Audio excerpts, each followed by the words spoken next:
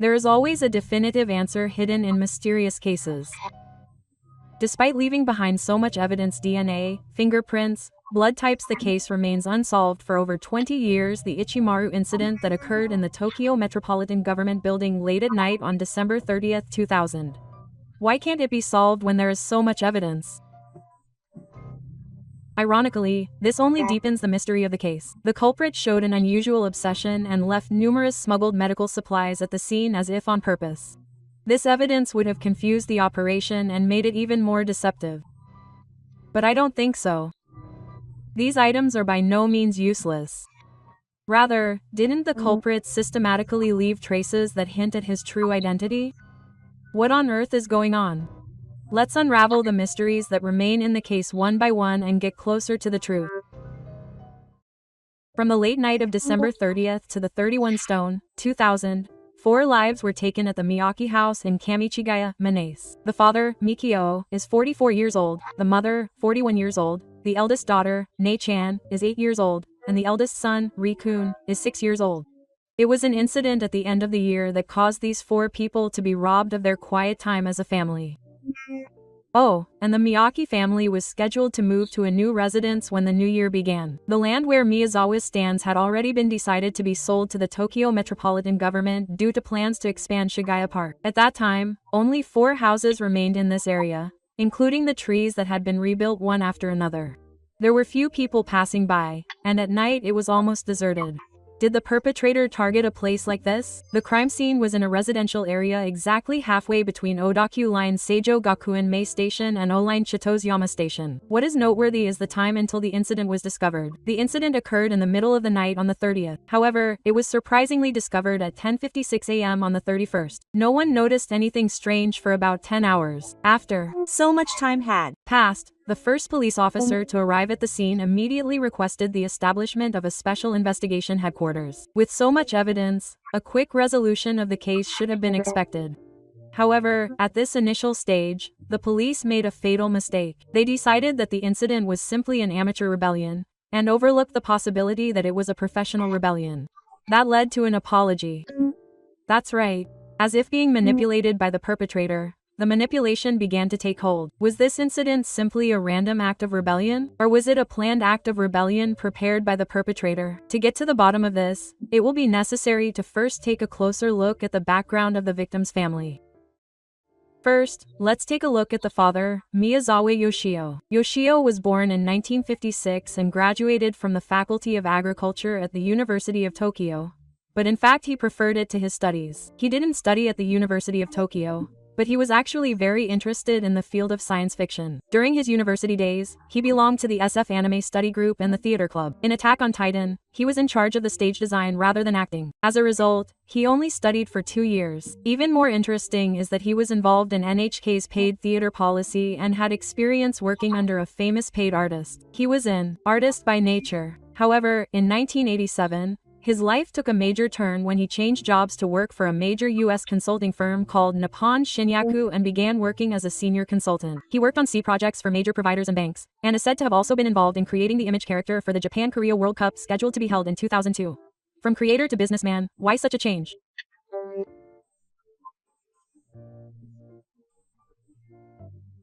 The key here is his encounter with his mother, Yasuko. The two met at a self-help seminar hosted by the Unification Church in 1986, and their lives began to move rapidly from there. They got married in 1987, Mikio changed jobs, moved to a new address in 1990, and Yako improved her cram school. The Unification Church. Yes, this point is very important. Yasuko is also said to have been a devout believer. In 1983, he lost his father and left the major cosmetics manufacturer, Shishodo, and in 1989, he and his sister opened a cram school in front of Okusawa Station. Later, in May 1990, he purchased the current house for approximately 150 million yen, together with Yasuko's mother and her older sister and her husband. A cram school teacher offered him that much money. Yes, that's one of the questions. Furthermore, the building, which was originally a single-story building, was expanded 3 times at a cost of approximately 27 million yen. The cram school had about 50 students and taught English and mathematics twice a year, but the housing expenses were extremely high compared to the income. Furthermore, there was an important background to the land that Miyazawa purchased in 1990. What happened? The plan to expand the valley and the park led to the demolition of surrounding houses one after another, and the residents were under pressure. So they were all asked to leave their trees? That's the key point, but in fact, the Tokyo metropolitan government had already decided to buy Miyazawa's land in March 2000.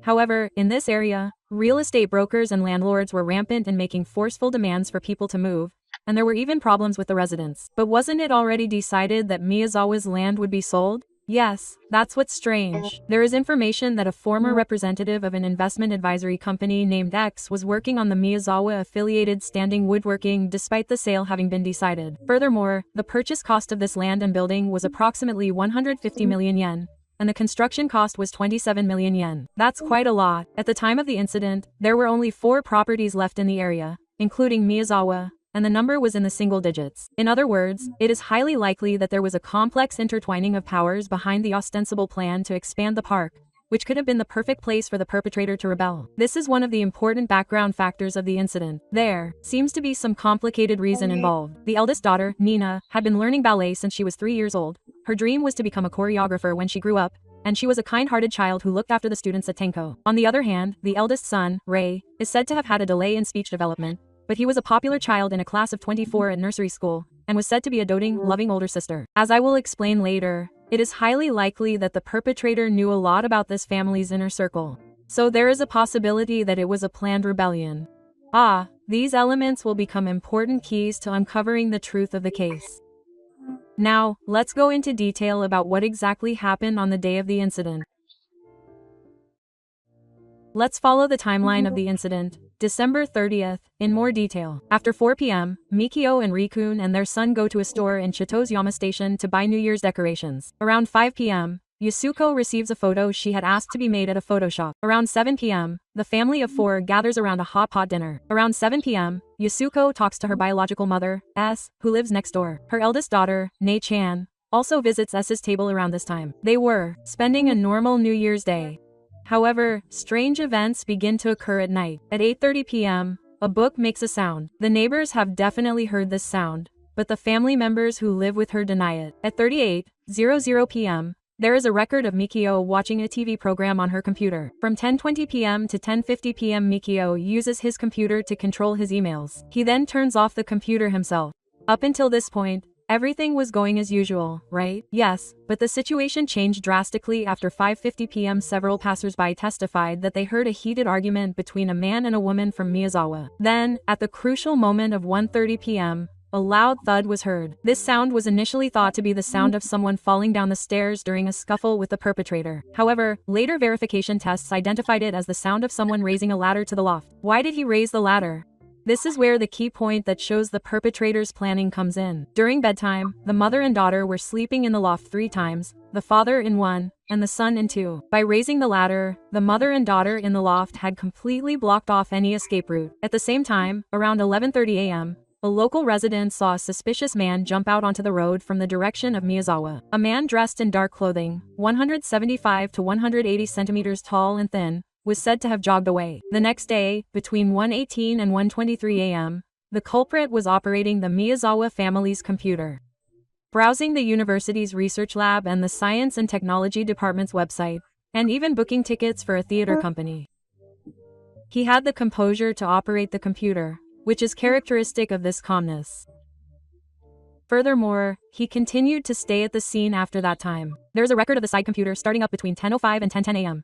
However, later investigation determined that this was likely a mistake caused by the mouse falling. Of note is the unnamed eyewitness report from the 31st. Multiple sightings of a suspicious person have been reported, including a young man on a bicycle and a person standing next to a parked motorcycle. This means that he planned to escape by car or motorcycle. This is highly likely. Conversely, it is important to note the testimony of a local resident who said that the lights in Miyazawa's house went out and there was no sign of anyone around at around 3:30 a.m. on the 31st. In other words, it is highly likely that the culprit had definitely left the scene by this time. However, the biggest mystery is why the culprit remained at the scene for so long. The significance of this unusual length of stay will become an important point in later considerations. The evidence left by the perpetrator at the scene was unusually extensive. First, let's look at the blood and fingerprints. Couldn't the perpetrator be identified through DNA? Important information was revealed from the blood. The perpetrator's blood type was type A, the DNA test was negative, and he was also found to have no smoking habits. Of particular note are the results of the anthropological analysis of the DNA. The ancestry was haplogroup O2A2B1, which is common among Asian peoples, while the mother type was the extremely unique Anderson H15 type, which is found among the southern kings of the Adriatic order and the Subterranean order. Is that a rare combination? Yes, it's extremely rare. The DNA type of the mother type in particular is rarely seen among Asian peoples. And the fingerprints were also distinctive. The thumbprints on both hands were hyperplastic, with the center shaped like a pig flower. It's extremely unnatural that such distinctive fingerprints did not match the data of approximately 12 million people held by the police. It's as if the traces were left intentionally. Next, let's look at the medical supplies left at the scene. The culprit neatly folded and left the clothes and bag he had been wearing on the second floor.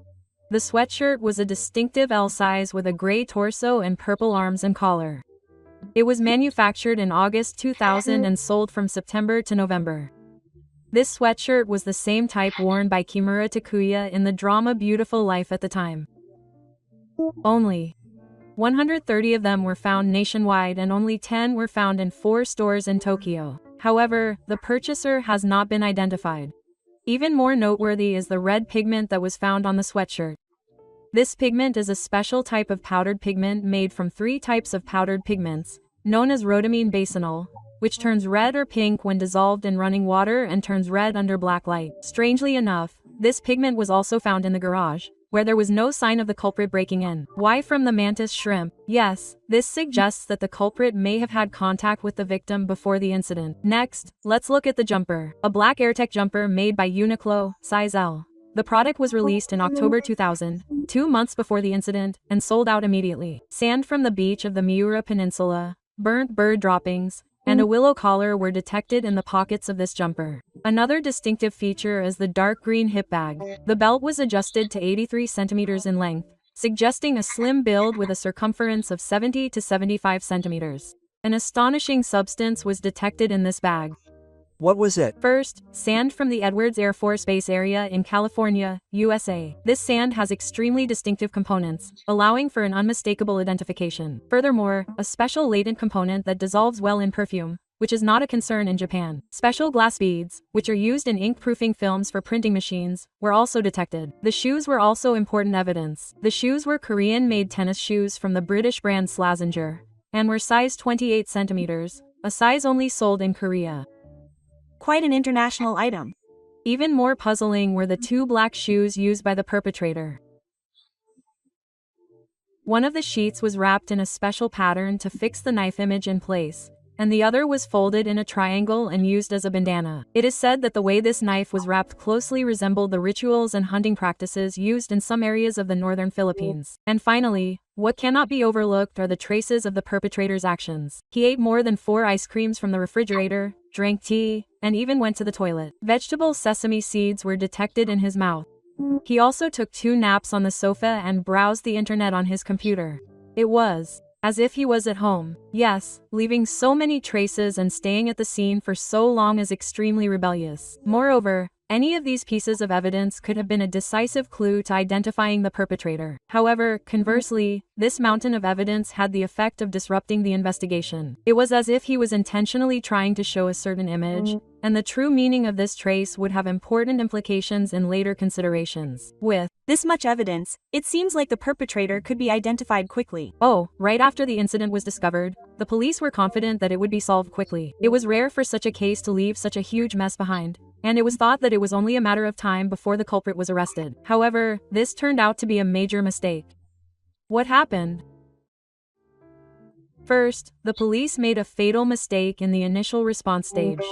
The footprints near the entrance were trampled by the ambulance crew who rushed to the scene after the incident was discovered. They failed to preserve the valuable initial scene. Furthermore, the police decided that this incident was a rebellion by a stupid, careless young man, and dismissed the possibility that it was a professional rebellion. Why did they think that? Because there was a lot of evidence left at the scene, and there were amateurish traces of the culprit eating from the refrigerator and even using the toilet. The police saw this and concluded that it was a careless rebellion by a stupid, careless young man. And this assumption led to a fatal error in judgment. What happened? At 5:26 p.m. on the 31 Stone, about 14 hours after the incident, there was a very important eyewitness report at Tobu Nikko Station in Tochigi Prefecture. A man in his 30s who was on a train arriving at the station had a deep injury to his right hand, so bad that the bone was visible. He was about 175 centimeters tall and was wearing a down jacket and jeans. The man was receiving treatment in the station office. This was clearly suspicious. Of course, this information would normally warrant an immediate on-site investigation. However, the police decided that there was no way such a reckless perpetrator would ride a public train. They postponed the on-site investigation. In the end, investigators did not head to Nikko City until 10 months after the incident, and of course, all clues had disappeared. That was completely the police's fault. Next, let's look at the confusion in the police's operational strategy. Initially, they leaned towards the idea of a rebellion by a mentally ill person, and focused on identifying people who had been discharged or released from a mental hospital. They then pursued the possibility of a skateboarder. There was a skateboarding area in a park near the scene, and there had been noise trouble with the victim, so they continued their investigation along these lines. However, this also came to a dead end as there was no conclusive evidence. What other operations could they have done? Based on multiple pieces of physical evidence, the police also focused on the theory that the perpetrator was a Korean. As mentioned earlier, these are tennis shoes from a British brand called Slazenger. These shoes were manufactured by a Korean manufacturer, and a total of 4,530 pairs were manufactured and sold between October 1998 and November 2000. The size notation on these shoes is noteworthy. In Korea, they are written as core 28,028 centimeters, which is equivalent to the Japanese size of 27.5 centimeters.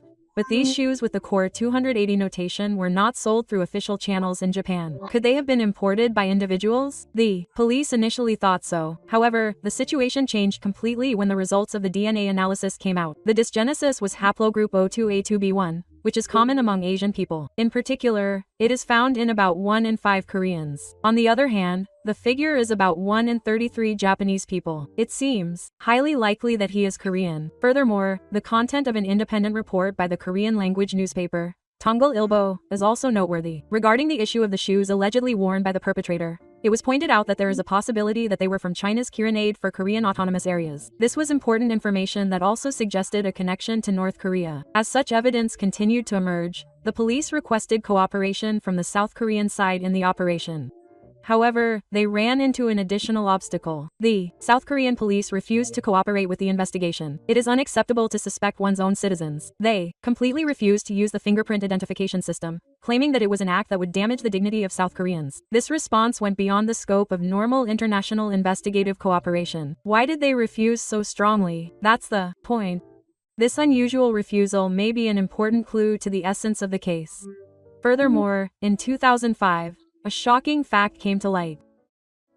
It was discovered that a police inspector who was investigating the case at the Normal Income Operation Headquarters had prepared a false investigation report. What's going on? This inspector had actually collected fingerprints from dozens of residents he did not know, and had attached his own and his wife's fingerprints to the report. Why did he do that? Sometimes the residents were absent or could not cooperate. The excuse they gave was that they thought that leaving it alone would delay the overall investigation. But this act greatly damaged their credibility. And in 2014, further apologies were revealed. It was discovered that the second startup of the computer, which was the basis for the theory that the perpetrator had remained at the scene until late at night, was likely a mistake caused by the mouse falling. So the time of his escape was also different. That's right.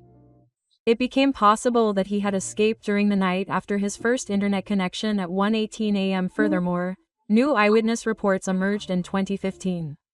There was testimony that a man with blood on his left sleeve ran out onto the road near the scene at the time of the incident.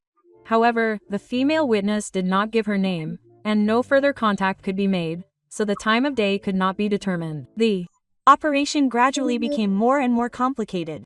And then, an event occurred that most symbolized the deadlock in the operation. Before that, let's follow the sequence of events regarding the treatment of the Miyazawa family home, the scene of the incident. Since the incident occurred in 2000, police officers have been stationed at Miyazawa 24 hours a day, and thorough preservation of the scene has been continued. In 2012, the first talk of demolition was raised due to the building's age, but the then chief of the Metropolitan Police Department's Criminal Investigations Division strongly opposed it. Why did he oppose it? There were two important reasons. One was the possibility of new scientific investigations, and the possibility that new evidence could be discovered through advances in science and technology such as DNA testing and fingerprint identification. The other was the preservation of the geographical conditions around the scene. In order to verify the perpetrator's route of entry and struggle, it was necessary to maintain the situation at the scene. However, by 2014, the building had deteriorated so much that it had to be covered with protective netting. But preservation efforts continued. However, in March 2019, the chief of police declared that the preservation of evidence had been completed and began a demolition competition with the bereaved family. Currently, the building is surrounded by a double fence, 1.8 meters high orange and 3 meters high white, due to the ongoing situation, and is in a state of strict security. It has not been demolished yet. Oh, and as of 2023, the building is still deteriorating. However, new problems have also arisen. There have been cases of trespassing by unscrupulous people, including more than 10 high school students who entered the building and were charged with paperwork. The Metropolitan Police Department has been monitoring the no entry sign with cameras, but they are still struggling to deal with these issues. But does the decision to demolish the building mean that the police have given up on the operation? The police have explained that they have completed preserving the evidence, but in reality, they probably concluded that they could not expect any further progress through scientific investigation. After more than 20 years of investigative meditation, they were finally forced to give up on preserving the scene. There is no other way to think that some abnormal force was at work behind the scenes, pushing them to this point. In order to get to the bottom of this incident, we need to pay attention to three important periods.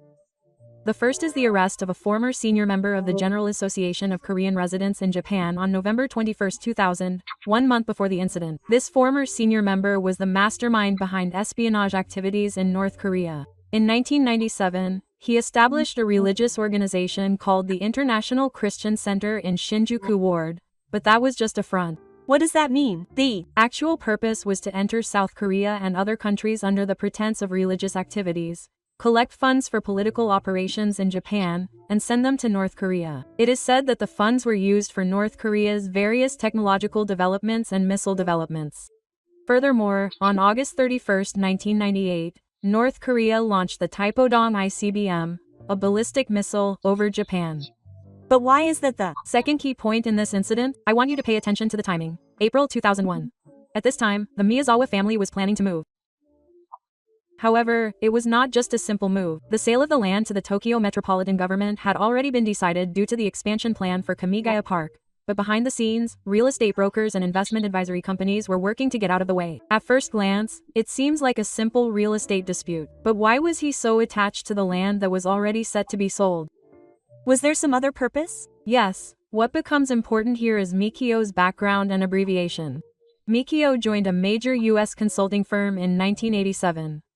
There, as a senior consultant, he worked on C projects for major providers and Fuji Bank. What exactly do you do on a C project? On the surface, it's about designing corporate image, but in reality, you're also in a position where you have access to highly confidential information. For example, in a C project for a major provider, you have access to all information, including blueprints for communications infrastructure, customer information, and even encryption systems for communication routes.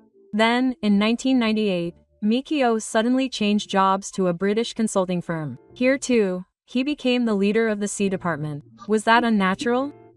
Yes, the timing is important. On August 31, 1998, North Korea launched the Taepodong ICBM missile over Japan. He changed jobs right after that. What's more, the British company was a company from the UK, known as one of the world's leading espionage nations.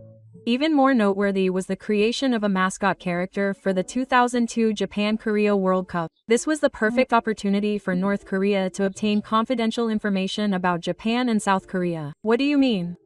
Designing a mascot may seem like just a creative job. However, being in such an important position at a national event like the World Cup gives him access to all confidential information regarding security measures, the movements of officials, and communication systems. And the turning point in his career was his involvement with the Unification Church. In 1986, he met Yasuko at a self-help seminar run by the Unification Church, and they married the following year. Immediately after that, Mikio's life began to move as if it had been planned. But how did that relate to the incident? The crucial factor was the arrest of a former senior member of the General Association of Korean Residents in Japan a month before the incident. This former senior member held an important route for the flow of funds into North Korea and the gathering of information through the Unification Church. And it is highly likely that Mikio was the ideal candidate for them. With his talent as a creator, his English and communication skills, and above all, his position of natural access to confidential corporate information, Mikio unknowingly became an important cog in their international political activities.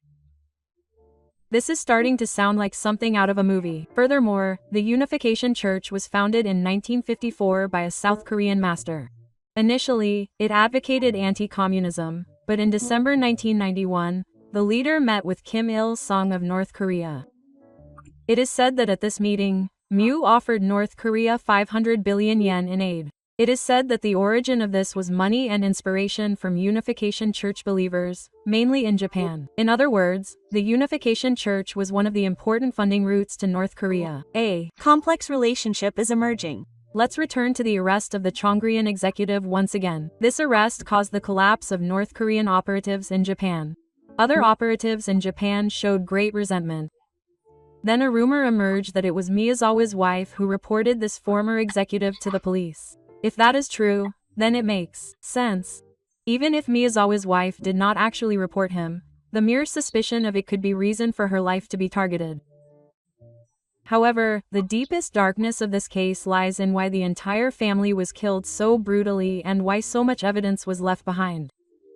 What does this mean? Let's take a look at the method used in the case. The way the knife was wrapped is typical of those who have received military training, similar to the rituals of Asia and the northern Philippines. Korean-made shoes, DNA of the Southern King ethnic group of the Adria Society and the Jichu Society. It is highly likely that all of these were staged to steer the investigation in a specific direction. And the most noteworthy thing is the unusual response of the South Korean police. They completely refused to use the fingerprint referral system, saying that suspecting their own citizens was a complete commotion. This is a response that would be unthinkable in normal international investigative cooperation. They were trying to hide something. The possibility is extremely high. Finally, let's get to the bottom of the identity of the perpetrator based on the background of the incident that we have seen so far. From here, we will reorganize the traces and evidence left at the scene and consider the profile of the perpetrator. And then, we will unravel the complex factors behind the incident. We are finally getting close to certainty. First, the perpetrator's blood type is type A, the malaria test is negative, and he does not smoke. DNA reveals that he is of Asian descent and of Southern descent. He is a thin man, around 170 centimeters tall. However, it is more likely that these characteristics were intentionally left as elements to confuse the investigation. What does this mean? What we can see from the characteristics of the perpetrator's actions is an extremely high level of expertise,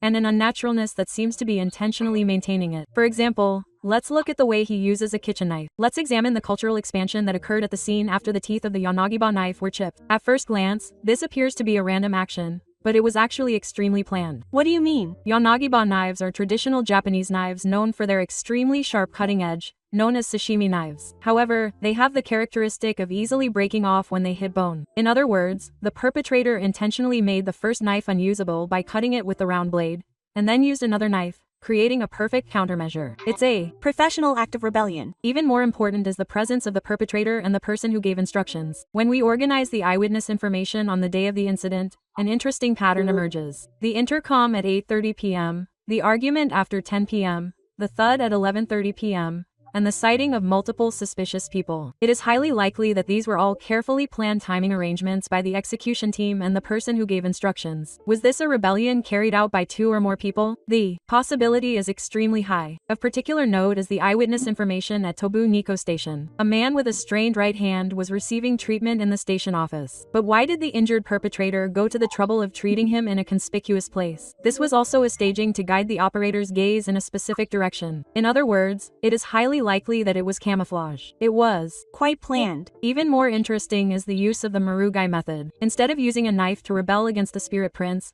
he bent his neck and bent it open. This is a method unique to operatives that ensures that he is killed without making a sound. On the other hand, he chose extremely brutal methods for the other family members. In particular, his obsession with female victims is so extreme that it can be said to be abnormal. There must be some special intention hidden in this extreme use. What intention? It is highly likely that there was some kind of message behind the use of the Murugai method. Children are made to apologize quietly, and adults are made to show their brutality. This is a typical example of justice used by North Korean operatives. Why can we say that? Similar characteristics can be seen in the 1987 bombing of a large aircraft by North Korean operatives who rebelled against them. Furthermore, the perpetrator of this case showed surprising differences in calculation. First, the length of time he spent at the scene. This is unthinkable in a typical Maruhito case. This unusual composure is a characteristic that only highly trained people can possess. In other words, the perpetrator of this incident was probably an agent who had received special training in North Korea. However, the existence of a larger organization has emerged behind it all. The flow of funds through the Unification Church, the organization that predicted the British company, and the intricate intertwining of gangsters involved in real estate interests are all likely to have played a role in this. So, there are three main possibilities for this incident. The first was to make an example of the arrest of a former senior member of the General Association of Korean Residents in Japan. The second was to contain the important confidential information that Mikio had. The third was a clash of interests between various organizations over real estate interests. It is thought that these factors combined to carry out the extreme act of eliminating the entire family. What is particularly important is that this incident was carried out as a message, not just a message. When analyzing the various pieces of evidence left at the scene and the actions taken, it may at first glance seem to indicate the perpetrator's arrogance. However, in reality, there was a more sophisticated calculation. First, the way he ate the ice cream. He ate it by gripping the cup tightly instead of using a spoon. This was an action intentionally taken to leave fingerprints. The same goes for his computer operations. He never touched the keyboard, only used the mouse. And he made the unnatural choice of browsing a theatrical-style website. He's obsessed with leaving evidence behind. Yes, and all of this was based on meticulous calculations to guide his operations in a specific direction. For example, the sand that came out of his hip bag. Sand from near Edwards Air Force Base in California was mixed with sand from the Miura Peninsula. This could be considered a political message about the military facilities of the United States and Japan. In other words, the perpetrator did not completely conceal his true identity, but rather used an extremely sophisticated strategy to intentionally confuse the investigation by suggesting various possibilities. But why did he go to such lengths? It's likely because the case involved the involvement of multiple organizations. A North Korean espionage organization, the Unification Church, and a British affiliated group, all of which were intricately connected to one person, M.I. San. And simple rebellion wasn't enough to completely cover up that connection. Rather, he needed the perfect staging to suggest various possibilities and bury the truth in the dark forever. It is highly likely that this was carried out as a powerful threatening message to not allow anyone to touch the truth and to not proceed any further with the operation. So does that mean the case is definitely going to go cold? Is there any new information about the operation? In fact, the Metropolitan Police Department recently released new information. It was just 24 years after the incident. Miyazawa San's landline phone had been unplugged. They also officially announced that the most likely entry point was the bathroom window on the second floor on the north side of the house. That's all the information that has come out after 24 years. Ironically, the fact that only this much information can be released speaks volumes about the true nature of this incident. The information that the phone line was unplugged is explained as a ploy to delay the discovery of the incident. But this information should have been known from the time the incident occurred. Even the idea that the intruder entered through the bathroom window twice has been suggested many times in the course of the operation, and the theory that the intruder entered through the front door remains strong. So why is it being released now? To be frank, this information is nothing more than a pose to show that the operation is continuing. The fact that this much information can only be released after 24 years means that it will be an extremely difficult road to unraveling the case. This is because the deeper we delve into this case, the greater the chances that it will develop into a problem, and we can expect to face pressure and interference on a level that no single police organization can handle. This is clear from the unprecedented refusal of cooperation by the South Korean police in 2005. Oh, and to top it off, with Japan-South Korea relations deteriorating and the complicated international situation surrounding North Korea, getting to the bottom of this case now could even cause new diplomatic issues. That's how deeply this case has been sealed away in the darkness. Well, that's all for now. I'd be happy to hear your thoughts and opinions in the comments. Thank you for watching until the end.